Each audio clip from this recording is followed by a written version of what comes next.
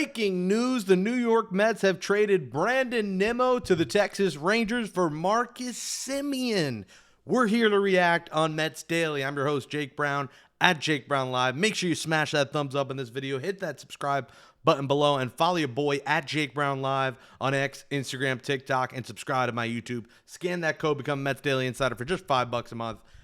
Happy Monday, everybody. November 24th, 2025. Yes, we have shaved the beard. We have just the stash in honor of the Brandon Nimmo trade. All right, let's break it down as best as we can today. So, we knew Brandon Nimmo was on the block. The Mets wanted to move this contract. 5 years, $102 million remaining. It was given by the previous regime, not David Stearns. And the reality on Brandon Nimmo is he was going to be a DH at some point in the next year or two.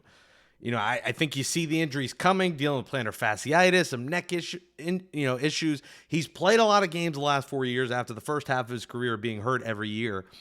But I think you're starting to see Brandon Nimmo break down, and he's changed. You know, he's become a guy that hits for power, doesn't get on base like he used to. You know, his on base the last 2 seasons been right around 320, and it was time. The Mets are moving on from their core. And the reality of this deal is that they got the Rangers to take Brandon Nimmo's contract. And the return almost is not that relevant, but in this case it is, because it is a name. Now, it is an older name. He's 35 years old. And, you know, the instant people who want to act on the emotional side, and I get it. Brandon Nimmo is a Met for 10 seasons. Brandon Nimmo is a homegrown guy. People love homegrown Pete Alonso, homegrown Brandon Nimmo's been here longer than anyone else, starting his Mets career back in 2016, working his way up, always having a smile on, a guy that seemed to love playing here, seemed to love being a member of the Mets organization. But he was given a contract that to me is ridiculous for a guy that doesn't do a whole lot well.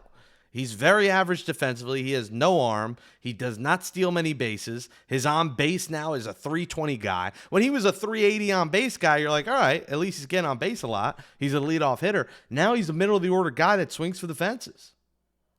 And the Mets have enough of those. So when you're talking about run prevention and getting better defensively, Brandon Nimmo doesn't factor into that. And his 5-year contract doesn't help you much either. So what the Mets did is they went out and got a Gold Glover. They got a guy who just won a Gold Glove playing second base. And I get he's older, but when you look at Brandon Nimmo and Marcus Semien's career, they're not in the same stratosphere. Marcus Semien has been a far better major leaguer than Brandon Nimmo. Marcus Semien's been around 13 years. Brandon Nimmo's been around 10. Semien, for the majority of his career, knock on wood, has stayed healthy. Look at Marcus Semien's games play. 2015, 155. 2016, 159. 2018, 159. 2019, 162. 2021, 162. 2022, 161. 2023, 162. 2024, 159. 2025, not a lot of games for his standards, 127. This is a guy that gets on the field. Brandon Nimmo, I think you're going to start to see him break down here. And the Mets were able to find a team that took the money. That's 5-year, $102 million. Now the Mets gave $5 million to the Rangers as well. So the Mets eating $5 million of the 102, which isn't bad. And they get Semien, who, yes, 3 years, $72 million at 35 doesn't look great. But I don't think Marcus Semien's career is over. I mean, this is a guy that prior to last year made the All-Star game back-to-back years. Like we said, a guy that's won 2 Gold Gloves. I mean, Marcus Semien is a few years removed from really good seasons. 2023, this guy had a 7.7 WAR. And mind you, Marcus Semien's bad year in 2025, his WAR at 3.3 was still higher than Brandon Nimmo at 2.9. So what his defense does, and when you think about up the middle, you think of Lindor and Semien, you salivate. You talk about an elite defense up the middle, and that helps your pitching staff. But I get it. The emotional side, Brandon Nimmo, thank you for the memories, man. It was fun to watch him. You know, when he cried, I cried when the Mets won the NLDS over the Phillies at Citi Field. And that was an emotional moment for him. He was waiting for that. But the reality is, and I know it's hard to stomach with the emotions and how much people will miss Nimmo, not a leader. When the Mets had those team meetings, it wasn't Brandon Nimmo speaking. It was the likes of Francisco Lindor speaking. And the Mets have to move on from this core. It's rotten. In his tenure here, they've made the playoffs twice. And that's the reality. 2016, he only played 32 games, so rule out that wild card year. 2027 to 2025. They made it in 2022 where they lost in the wild card round, and they made it OMG year 2024. So he wasn't a winning player, and I'm not going to call him a loser, but he's a losing player. He's part of a losing consistency of teams, and the Mets don't want that. And what they get, like I said, is a 3-time All-Star, a 2-time Gold Glove winner, and a World Series champion. And that's the key. Winning, winning, winning. The Mets want winning product, winning players. Juan Soto is a World Series champion. Marcus Semien is a World Series champion. They want winners. That's that Al Green speech. We want winners. You want to crown our ass? Crown them. We want winners. And Marcus Semien, highly regarded around baseball, won a World Series with the Texas Rangers, and I think he's going to have a chip on his shoulder coming into this season. He's going to have more pressure in New York City than he had in Texas, and he's got something to prove because a lot of people are saying he's regressing, he's too old, he's finished. This guy's got pride. This guy hit 45 homers in 2021. This guy's hit 253 career homers. He's stolen 139 bases. He's got some wheels still at 35 years old. So don't tell me Marcus Semien's career is over. The Mets get 2 less years. Nimmo's 5. Semien's 3 for 72. And yes, $24 million for Marcus Semien at 35 a year is a lot of money. But the key is the Mets got someone to take Nimmo's contract. And we can't keep running things back. They get themselves a veteran, good player. And clearly something was up in this clubhouse.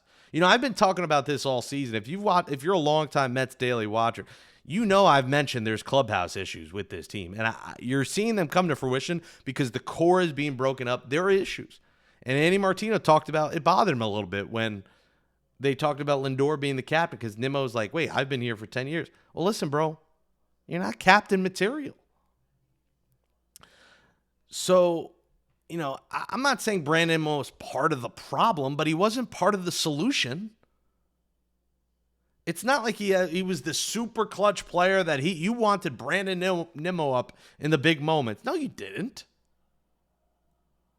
The Mets are going to build around Lindor and Soto, and right now they have Semien playing second.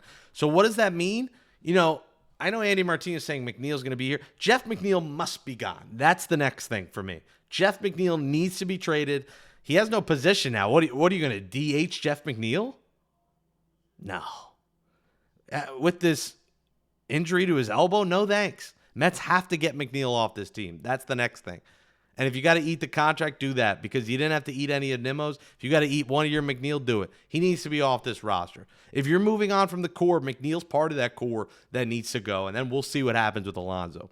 But I think this has the Mets trying to go all in for Cody Bellinger, a guy with positional flexibility that, if you want to start him in center, start him in center. It opens up a spot now for Carson Bench. I think that was another layer of this deal by the Mets, is they wanted the kids to get a chance to play. And if it's not opening day, I think at some point Carson Bench is going to be the Mets center or left fielder in 2026. That's what this move opens up. It opens up a spot for the youth, and that clogging hole that Nimmo was taking where he was going to be an eventual DH is now gone. And the Mets move on to a new era. And he goes to Texas. He's going to love it in Texas. He's going to love the politics. He's going to love the life. He gets to join his boy Jacob deGrom. Everything's bigger in Texas, Brandon.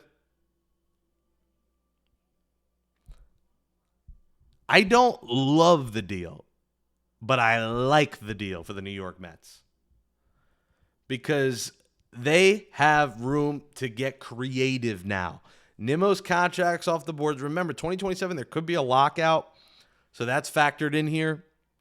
With Semien only being 3 and Nimmo being 5, you're getting so much better defensively. You're getting a real veteran presence. Marcus Semien is more of a veteran presence than Brandon Nimmo is.